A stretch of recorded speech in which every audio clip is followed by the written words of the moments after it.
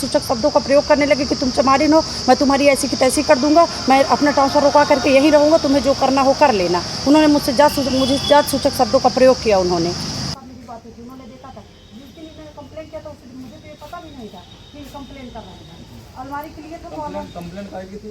सोफे की कि सोफा उठा लेगा यहाँ अपने घर। मेरे बर्गर में रहती हूँ, मैं सोफा बर्गर ले जाऊँगी सारा वो सोफा। ये बताइए, ये रखा है ना? ये तो रखा ही है। तो मैंने इनसे पूछा भी, हमने कहा आपने क्यों किया था थाने पे, आपने कंप्लेन क्यों किया? जब सब कुछ हुआ तो आपको देख लेना चाहिए, तब आपको कंप्लेन करना चाहिए। इनसे बदतमीजी करने लगे, गाली गलौज करने लगे, हमें जात सूचक शब्दों का प्रयोग करने लगे। सारे लोग थे, इतने सारे लोग थे, सभी लोगों ने देखा है। तो आपने इंस्पेक्टर साहब को नहीं बताया? आपने? मैंने इंस्पेक्टर साहब को 2 बार कॉल किया, उन्होंने फ़ोन नहीं रिसीव किया, इसलिए मैंने 112 नंबर पे कॉल किया है।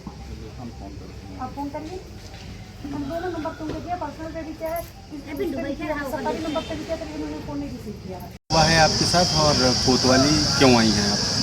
आज मैं थाना कोतवाली आई हूँ मऊ में, क्योंकि हमारे ब्लॉक के जो ओम प्रकाश वीडियो हैं उन्होंने दिया था कि हम वहाँ से सोफ़ा चोरी कर लिए हैं। तो उन्होंने यहाँ से थाने से लोग गए थे, वहाँ पे उन्होंने देखा कि सब कुछ वहाँ पे उपलब्ध है।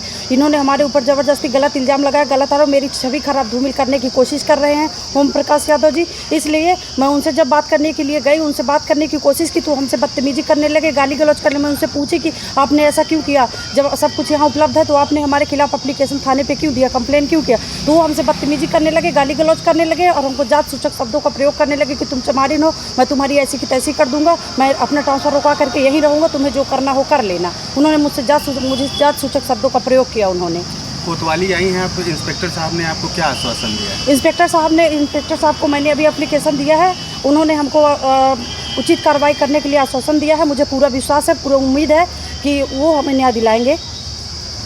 आपने सबसे पहले किसको जानकारी दी?